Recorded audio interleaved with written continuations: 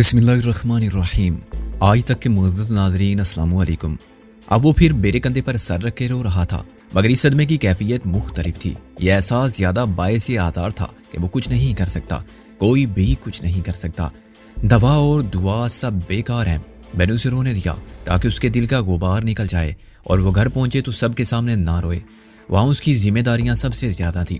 ایک جوان بیٹے کو اور بہن کے بڑے بھائی کو دوسروں کے آنسو پوچھنے تھے اور انہیں حوصلہ دینا تھا کہ وہ خاندان کی عمارت کے اس ستون کو گرنے سے تو نہیں بچا سکتے، مگر 3 ستونوں پر اس کو قائم رکھنے کی جد و جہد انہیں ضرور کرنی ہے۔ رابعہ میرے پیچھے کھڑی تھی اور بار بار ایک ہی جملہ دہرا رہی تھی، محسن بھائی ہمت سے کام لیجیے، ایسے رونے سے تو کچھ نہیں ہوگا، اور خود بھی روتی جا رہی تھی۔ لیکن اسے احساس نہ تھا۔ کچھ دیر بعد محسن پرسکون ہو گیا تو میرے کہنے پر وہ سامان پیک کرنے چلی گئی۔ محسن، میں نے کہا، اب اس کے واپس آنے تک تجھے رونا نہیں ہے۔ محسن نے اقرار میں سر ہلایا۔ یار یہ سب مجھے معلوم تھا، یہ تو ہونا ہی ہے، مگر اس کے باوجود تو جانتا ہے نا، جسے سزائے موت ہو جائے وہ آخری اپیل کے مسترد ہونے تک پر امید رہتا ہے، اس وقت تک کسی معجزے کا انتظار کرتا ہے جب تک اسے تختہ دار پر لے جانے والے نہ آ جائیں۔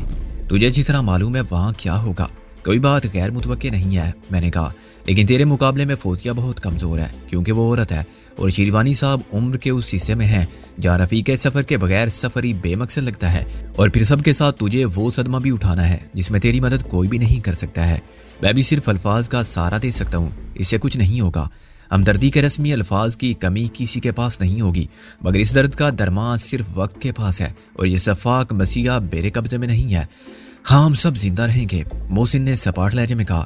ایک بات اور ہے محسن، میں نے کچھ دیر بعد کہا، وقت بہت کم ہے، اس لیے میں صرف تجھے سمجھا سکتا ہوں، میں تم سب کے ساتھ نہیں جا سکتا، میں آ جاؤں گا 3-4 دن بعد۔ فوزیہ کی رخصتی کے بعد محسن نے اسی لہجے میں کہا، فوزیہ سے ڈرتا ہے تو؟ ہاں، میں نے وہ مشکل تمام کہا۔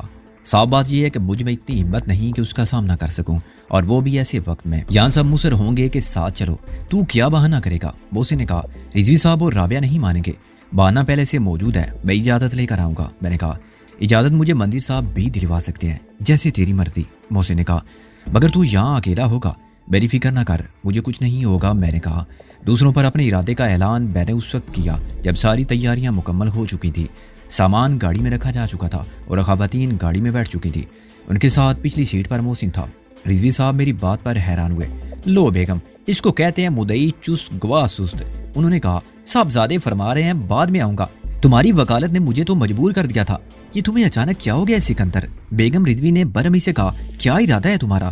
میرا کوئی غلط ارادہ نہیں ہے، میں نے کہا، دراصل میں نہیں چاہتا کہ خلاف قانون کام کروں اور کل کو خدا نخواستہ میری وجہ سے رضوی صاحب پر حرف آئے۔ انہوں نے بامر مجبوری آپ کی بات مان لی تھی، میں کل پرسوں تک اجازت لے کر پہنچ جاؤں گا، مگر رابعہ تو ہمارے ساتھ جا رہی ہے، میرے 2 وکیل ہیں اور دوسرا بھی بچپن کا دوست ہے، عبدالودود منظر، یہ کام وہ کرے گا۔ میں نے کہا، رابعہ میری صورت سے میرے دلی جذبات کا اندازہ کرنے کی بے سود کوشش کر رہی تھی اور کچھ فکر مند تھی۔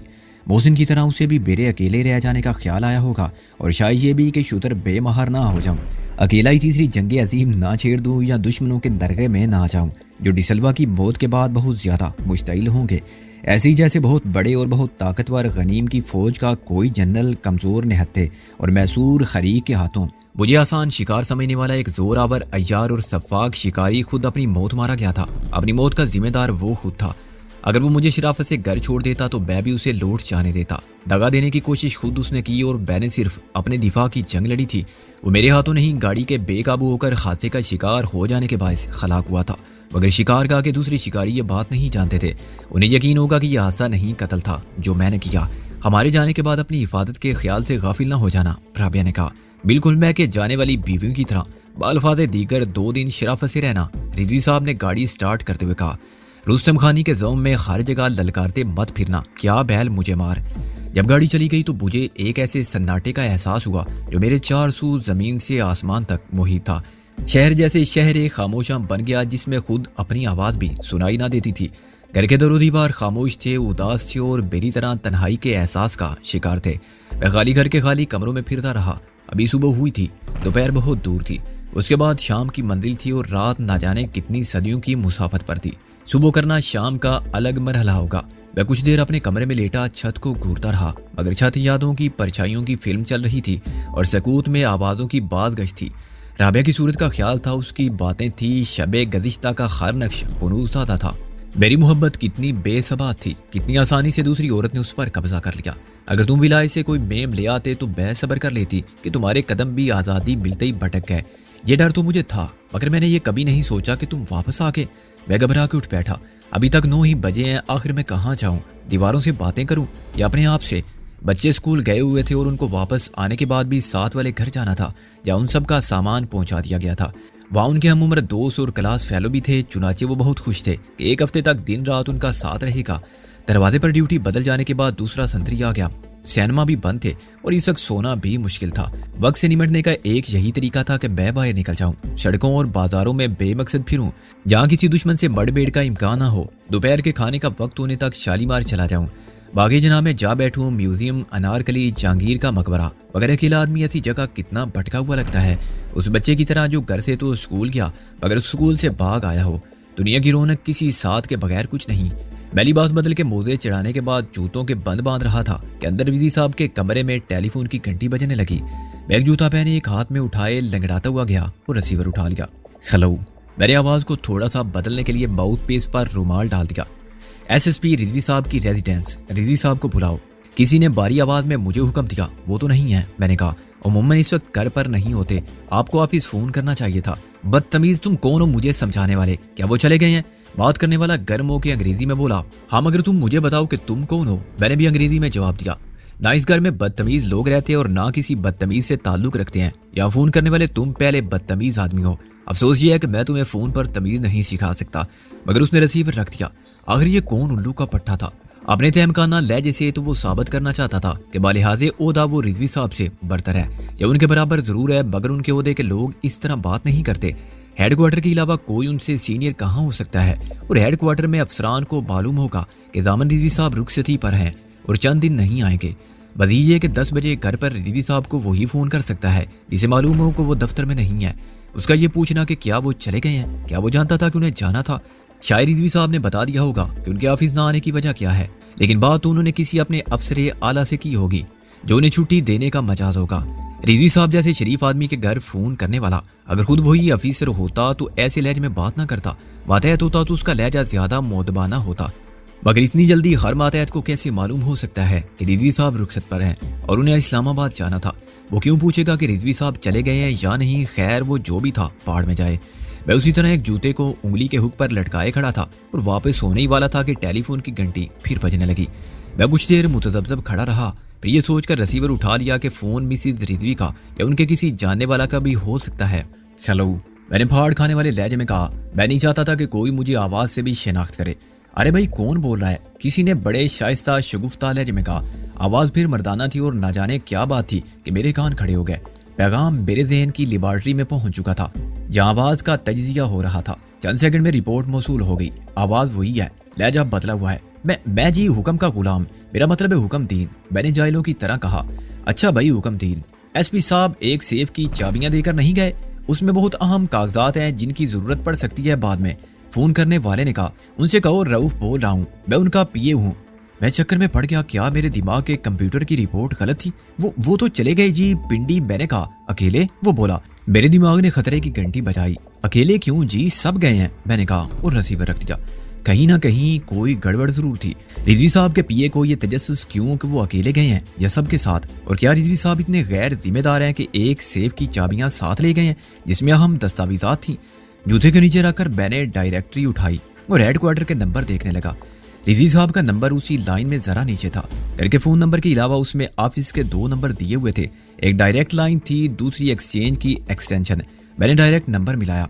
रऊफ, किसी ने तीसरी घंटी पर रिसीवर उठा के कहा। गोनाम दुरुस्त था, मगर मैं फौरन समझ गया कि पहला रऊफ नकली था। रऊफ साहब, मैंने कहा। रिजवी साहब के घर से सिकंदर बोल रहा था। क्या आपने अभी फोन किया था? मैंने? वो हैरान होकर बोला। मैं फोन क्यों करूंगा? मुझे मालूम है वो छुट्टी लेकर इस्लामाबाद गए हैं।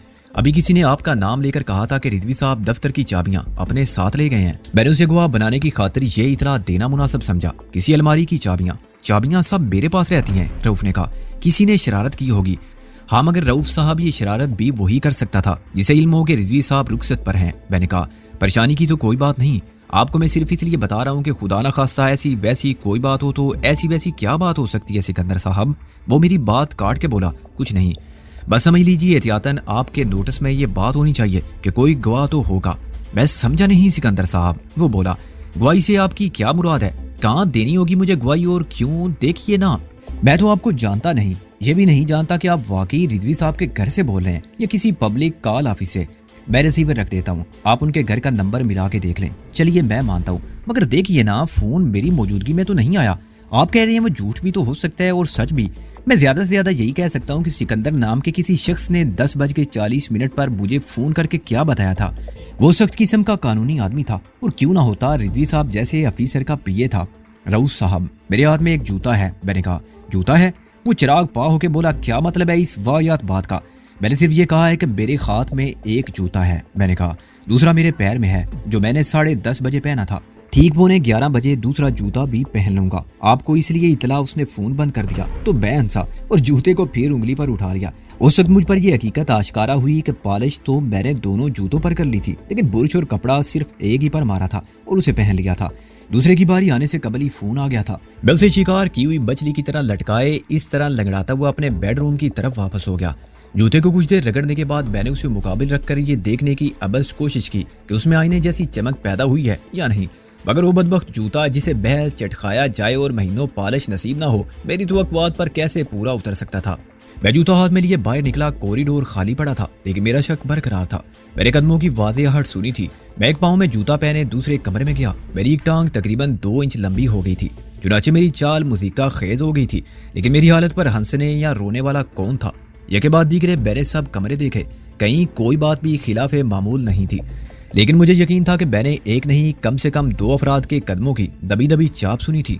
2 कमरों के साथ अटैच बाथरूम थे। मैंने उनमें भी झांका, फिर स्टोर और किचन को मुलाहिजा किया और इस नतीजे पर पहुंचा कि तन्हाई मेरे असाब पर असरअंदाज होने लगी है, और यह हद से बड़ी हुई हसासियत जिसकी वजह से अभी तो मेरे कान बजने लगे हैं, फिर मेरी आंखें भी बेवजूद चीज़ों को देखने लगेंगी। किसी भी गोश्त पोस्ट के बने हुए इंसान के आसाब लोहे के बने हुए नहीं होते, और दिमाग भी बिलाकर कुव्वत बर्दाश्त की मुसलसल आजमाइश से थक जाता है। उसी वक्त मेरी निगाह बाहर गई। संतरी जी से बहुत सख्त अहकामात थे कि दरवाजे से ना हिले और कोई जबरदस्ती अंदर दाखिल होने की कोशिश करे या दरवाजे के अलावा किसी दूसरे रास्ते से अंदर आना चाहे तो बिला तामिल गोली मार दे गायब था। संतरी, मैंने खिड़की से सर निकाल के आवाज दी, गार्ड।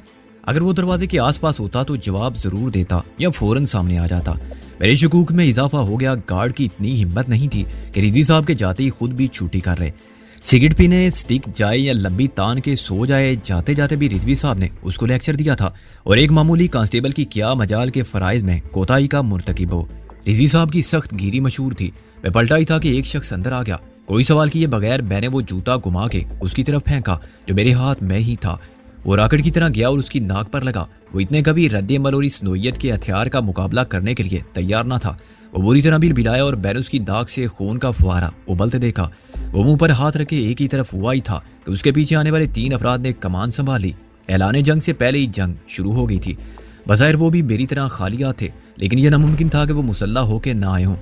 हैरत अंगेज बात यह थी कि उन चारों ने बिल्कुल एक जैसे कपड़े पहन रखे थे और किसी मेकअप आर्टिस्ट ने उनकी सूरतों को भी मुशाबा कर दिया था। सब ने गोल कराकली टोपियां, घेरदार मलेशिया की शलवारें और कमीज पहनने के अलावा एक ही रंग, साइज और तराश की दाढ़ी मूंछें भी लगा ली थी। फर्क सिर्फ कदो कामत में रह गया था। 2 तो हम वजन थे और कद में भी बराबर थे। तीसरा निस्बतन दुबला और छोटा था। साफ जाहिर था कि उनके इरादे नेक नहीं, मगर मुझे पुरसुकून रहना था ताकि मैं अपनी अकल और अपने हाथों से ज्यादा काम ले सकूं। बस 4 ही हो। खैर, मैंने उनके पीछे देकर कहा, क्यों पिटने आए हो और बारी बारी पिटोगे या एक साथ? हम एक टेप लेने आए हैं। उनमें से एक ने कहा, शराफत से ला दोगे तो हम जैसे आए हैं वैसे ही चले जाएंगे। वापस कैसे चले जाओगे? मैंने कहा, खातिर तवाज़े के बगैर। जिस शख्स की नाक जूते की राह में खायल हो गई थी वो गुसलखाने से बरामद हुआ। देखते क्या हो, वो अजीब मुज़हिका खेज आवाज़ों में फरियाद करते हुए चिल्लाया, हड्डियां तोड़ दो इसकी, 2 दांत तोड़ दिए हैं इसने मेरे। उसने हाथ उठा के अपनी सदाकत का सबूत पेश किया। ऊपर के लब के नीचे दांतों के कितार में वाकई खला पैदा हो गया था। बास ने क्या कहा था? मारपीट नहीं करनी है। छोटे ने कहा, ये तुम्हारे बाप का नहीं, एक पुलिस ऑफिसर का घर है। बास वो तलखी से बोला, मैं अपनी मंगेतर को क्या मुंह दिखाऊंगा? ये तुम्हारी बत्ती सी नहीं मंगनी टूटी है, रीछ के बच्चे। फजूल बकवास मत करो। वो टेप कहाँ है? दराज कामन ने कहा। उसके पास एक बैग था जो उसने अंदर आते ही नीचे रख दिया था। टेप? मैंने सर खुजा के सोचते हुए कहा, मेरा ख्याल है अलमारी में होगा। कमरे में एक ही अलमारी थी। छोटे, अलमारी देख, दराज करने का, और रिवॉल्वर निकाल लिया। अलमारी में ताला है। छोटे ने स्टील की अलमारी का हैंडल घुमाने की नाकाम जिद्दोजहद की। चाबियां मंगवा लेते हैं रिजवी साहब को फोन करके, मैंने कहा। मगर उसकी लाइन तो काट दी होगी तुमने। छोटे, अकल नहीं मगर रिवाल्वर तो है तेरे पास, दराज करने का। रिवाल्वर तो है, छोटे ने 38 बोर का रिवाल्वर निकाल के कहा, मगर इससे ताला कैसे खुलेगा? वो वाकई अहमक था। ताला उड़ा दे गोली मार के, वरना मैं तुझे गोली मार दूंगा, दराज कद का हौसला जवाब दे गया। एक धमाका हुआ, गोली ने फुला दी, दरवाजे के परखचे उड़ा दिए और शायद उसमें से साफ गुजरकर दीवार से टकराई, क्योंकि बंद अलमारी में भी गूंज पैदा हुई थी। छोटे ने अलमारी में से हर चीज निकाल के बाहर फेंकना शुरू की। अलमारी खाली हो गई तो उसने खुफिया दराज को खींचा। सारे कागजात फर्श पर बिखर गए। इसमें कोई टेप नहीं है, छोटे ने ऐलान किया और बैग में से कोई चीज निकाली। तुम सब अंधे हो क्या? मैंने कहा। तुम सब अंधे हो क्या? मैंने कहा। ये सामने क्या पड़ा है? अपना अपना कद देख लो, मैंने इंची टेप की तरफ इशारा किया। हमें बता दिया गया था कि तुम जो करो। दराज कद ने दांत पीस कर कहा, ये तुम्हारे लिए आखिरी मौका है। ये बात समझ लो कि हमारे पास वक्त की कमी नहीं। एक हफ्ते तक तुम हमारा मुकाबला नहीं कर सकते और यहाँ तुम्हारी मदद के लिए कोई नहीं आ सकता। गलतफहमी खुद तुमने पैदा की, मैंने कहा। पहले ही बता देते कि स्कॉच टेप चाहिए। स्कॉच टेप की औलाद, दराज कद ने चीख कर कहा, हमें वो टेप चाहिए। मैं समझ गया। मैंने सारी ला के कहा, तुम्हें प्लास्टिक टेप चाहिए इंसुलेशन के लिए। इलेक्ट्रीशियन हो तुम? दराज कद ने जस लगाई। मैं यही चाहता था कि किसी तरह उसकी कुव्वत बर्दाश्त जवाब दे जाए और वो इतना मुश्तइल हो जाए कि हमला कर दे। इसमें कोई शक नहीं कि मैंने उसकी सलाहियत को समझा था। वो अनाड़ी नहीं था। उसे मुझे दोनों पैर उठा के फ्लाइंग किक मारनी चाहिए थी। अगर ये पैर मेरे सीने पर लगते तो मैं उलट कर गिरता, लेकिन जोडू की मशक मेरे काम आई। मेरी तरबियत ब्लैक बेल्ट की हद तक तकरीबन मुकम्मल हो चुकी थी। जब मैं कोई सनद लिए बगैर बरतानिया से डिपोर्ट किया गया था, ना इंजीनियरिंग की सनद थी ना जोडू की, मगर उस कागजी सनद के बगैर भी मेरा इल्म और तजर्बा मेरे साथ था। मैंने फौरन बैठकर अपने हाथों को बड़ी फुर्ती से ऊपर उठाया और हमलावर को अपनी ही कुव्वत में सर के ऊपर से गुजार दिया। वो तैरता हुआ गया और खिड़की के शीशे तोड़ता हुआ बाहर जा गिरा। मेरी तवज्जो बाकी दो की तरफ हो गई कि वो क्या चाहते हैं। बर वक्त मैंने देख लिया कि एक जूता मार के मैंने जिस शख्स का अज़दवाजी मुस्तकबिल तबाह किया था, वो फायर के लिए रिवाल्वर उठा रहा था। मैंने गोता मारा और गोली उस शख्स के सर पर लगी, जो बाहर गिरने के बाद फिर उठकर अंदर आने की कोशिश में खिड़की को उबूर कर चुका था। उसका चेहरा टूटे हुए शीशे लगने से पहले ही लहूलुहान था। गोली लगते ही उसने एक दिलखराश चीख मारी और खिड़की से अंदर लुढ़क गया। उसका खून एक दारे की शक्ल में दीवार पर पड़ा। अगर मैं खुद को ना बचाता तो खून के छींटे मुझ पर भी गिरते। मैं भी उठा भी ना था कि छोटे ने बड़ी महारत से कोई चीज मेरी तरफ फेंकी। ये नायलून का जाल था जो पैराशूट की तरह खुलकर मेरे ऊपर गिरा। मैंने उससे बचने की बेसुध कोशिश की। जाल मेरे गिर्द लिपटता गया। छोटे ने एक डोरी खींची और मुझे बेबस कर दिया। शिकारी मुझे इस जाल में आसेर करके बेखौफ हो गए थे। मेरे लिए इस जाल को तोड़ना नामुमकिन था। इसकी हर डोरी पतली होने के बावजूद इतनी मजबूत थी कि मैं आज़ाद होता तब भी अपने जोरे बाजू से इसके दो टुकड़े नहीं कर सकता था। अब तो ये पोजीशन थी कि मैं खास से जोर लगाता तो जाल खींच जाता, लेकिन मेरी कमर दोरी होने लगती। पैरों से जोर लगाता तब भी यही होता। जाल हर समत में गुंजाइश के मुताबिक फैल जाता था, लेकिन दूसरी तरफ से मेरे जिस्म में गड़ने लगता था। ये ईंट पत्थर की दीवारों से ज्यादा मजबूत हिसार था, जिसे सर टकरा के भी नहीं तोड़ा जा सकता था। मजीद ये कि मैं इस महदूद रकबे में पाबंदे सलासिल ना होने के बावजूद हरकत तो कर सकता था, मगर ना बैठ सकता था ना खड़ा हो सकता था। मेरा चीखना, चिल्लाना या किसी को मदद के लिए पुकारना सब बेकार था। मेरी आवाज दूसरी किसी कोठी के अंदर नहीं पहुंच सकती थी। वैसे भी इस वक्त कोठियों में बच्चे तक ना थे। नौकर या घर में रह जाने वाली खवातीन बावर्ची खाने या घर के किसी कमरे में अमूरे खाना दारी को निपटाने में मसरूफ होंगे। वो किसी आवाज पर मुतवज्जो भी होते तो काम छोड़कर ना आते। सड़क पर बहुत से कम लोग पैदल गुजरते थे। ज्यादा तादाद उन गाड़ियों की होती जो गड़ीशाऊ और स्टेशन का लंबा रास्ता छोड़ के और रश से बचने के लिए इस तरफ से माल रोड तक पहुंचना पसंद करते थे या इधर से वापस आते थे। उनमें रिक्शा टैक्सी भी शामिल थे। ऐसे गुजरने वाले इधर उधर की आवाज पर गौर नहीं करते। मैं ये बात भी समझ चुका था कि अंदर आने से पहले उन्होंने संतरी को भी काबू कर लिया होगा और अगर कत्ल करके नहीं डाला होगा तो उसे भी मेरी तरह गठरी बना के किसी जगह रख दिया होगा। ये काम मुश्किल जरूर था, नामुमकिन नहीं था। सड़क पर खड़ा हुआ मुसल्ला संतरी बहुत खतरनाक था। एक तो ये कि जरा सा शुबा होते ही वो एक राउंड में उन सबको लिटा देता। मजीद ये कि वो आने जाने वालों की नजर में था और उसे लड़ भीड़ के बेबस करने में यह अंदेशा यकीनी था कि कोई देख लेगा तो रुक जाएगा। चुनांचे उन्होंने सारी कार्रवाई मुनासिब वक्फे में बड़ी फुर्ती से की होगी। संतरी के सर पर डंडा मार के उसे लिटा दिया होगा या अचानक पीछे से दबोच कर उसकी नाक पर क्लोरोफॉर्म में भीगा हुआ रुमाल रख दिया होगा और फिर उसे फौरन दरवाजे से हटाकर अंदर ले गए होंगे। छोटे, दराज करने का, ये सब चीजें जो तूने अलमारी में से ऐसे निकाल फेंकी हैं वापस उसी तरह रख जो चीजें यहाँ थी और रुमाल से फिंगरप्रिंट वगैरह हटा दे। छोटे ने परेशानी से फर्श पर बिखरे हुए मुतफर्रक नोयत के सामान को देखा। मुझे तो याद नहीं कौन सी चीज कहाँ थी, तो फिर ऐसे फेंकी क्यों थी, दराज का घुराया। क्या कहा था बास ने, कोई चीज इधर से उधर ना हो, बिल्कुल पता ना चले कि घर में दाखिल होकर किसी ने खाना तलाशी ली है। उसने दूसरे की तरफ देखा तो अलमारी के ताले की तरफ देख लिया और बाजार जाके बिल्कुल ऐसा ही ताला लिया, बल्कि इसे खोल के ले जा अपने साथ। जिसे मुखातिब किया गया था वो बैग उठा के अलमारी की तरफ बढ़ा। वो बड़े मुनज़्ज़म तरीके पर तमाम सामाने ज़रूरत से लैस होकर आए थे। उनको मुफस्सिल हिदायत दी गई थी कि उन्हें क्या करना है और क्या नहीं करना है। चुनाचे मुझे हैरानी हुई कि वो ताला खोलने के लिए चाबियां और किसी माहिर फन को नहीं लाए जो गोली से उड़ाए बगैर ताला खोल देता। शायद ये इंतजाम उजरत में किया गया था और उसकी वजह भी साफ सायर थी। रिजवी साहब ने इस्लामाबाद जाने का फैसला भी गुज़िश्ता शब की टेलीफोन कॉल मौसूल होने के बाद किया था। सबके जाने की बात तो अभी चंद घंटे पहले हुई थी और ये सब हमारे दुश्मनों को फौरन मालूम हो गया था। इस इंकिशाफ ने मुझे सुन कर दिया। एक बार पहले भी हम टेलीफोन से मुंसलिक ट्रांसमीटर दरियाफ्त कर चुके थे, मगर उसके बाद दुश्मनों ने मौका मिलते ही मुतबादल बंदोबस्त कर लिया था। उन्होंने घर के अंदर किसी जगह कोई माइक्रोफोन नस्ब कर दिया था। छत और दीवारों के सैकड़ों गोशे थे और सामान से भरी हुई कोठी में एक नन्हे से माइक्रोफोन को छुपाना कोई मुश्किल काम ना था, मगर उसको तलाश करना यकीनन बहुत मुश्किल था। अमेरिका और यूरोप में ये नन्हे मुन्ने माइक्रोफोन बहुत आसानी से मिल जाते हैं और वहाँ इतना बड़ा ट्रांसमीटर हुकूमत की इजाज़त से कोई भी लगा सकता है जिसकी नशरियात आम सुनी जा सकें। मगर जासूसी और सुराग रसानी करने वाले इदारों या पुलिस के सिवा खुफिया माइक्रोफोन रखना वहाँ भी जुर्म है। ताम ये ममनुआ चीज़ वहाँ इतनी आसानी से मिल जाती है जितनी आसानी से ममनुआ अद्वियात या मुनशियात। शोकेस में रख के उसे नहीं बेचा जा सकता, मगर दुनिया के हर मुल्क में अंडरग्राउंड मार्केट होती है। रिजवी साहब के घर में एक या एक से ज्यादा ये माइक्रोफोन मौजूद थे जो इस घर की चार दीवारी में होने वाली सब गुफ्तगू दूसरों तक पहुंचा देते थे। माइक्रोफोन वैसे तो बहुत छोटे होते हैं, इनके जरिए बाहर पहुंचने वाली हर बात एक महदूद दायरे में सुनी जा सकती थी और आगे नशर की जा सकती थी। इसका दूसरा मतलब ये था कि आसपास ही कई दुश्मनों ने अपना रिसीविंग स्टेशन भी कायम कर रखा था। 100-200 गज के अंदर अंदर वो किसी कोठी में मुकीम है जो उन्होंने खरीदा है या किराए पर हासिल किया है। इस इम्कान को भी मुस्तरद नहीं किया जा सकता था कि वो किसी हमसाये से मिल गए हों, उसे नकद रकम का लालच दिया हो, उससे झूठ बोला हो कि वो इंटेलिजेंस के आदमी है और एक दुश्मन मुल्क के जासूस ने करीबी अपना खुफिया ठिकाना बना रखा है। चुनांचे उनकी नकल व हरकत, निगरानी और उनके अरसाल करदा पैगामात की इंटरसेप्शन के लिए जगह मतलूब है। मुहिब वतन शहरी वैसे ही ताउन करते हुए एक कमरा देने में आर नहीं महसूस करेगा।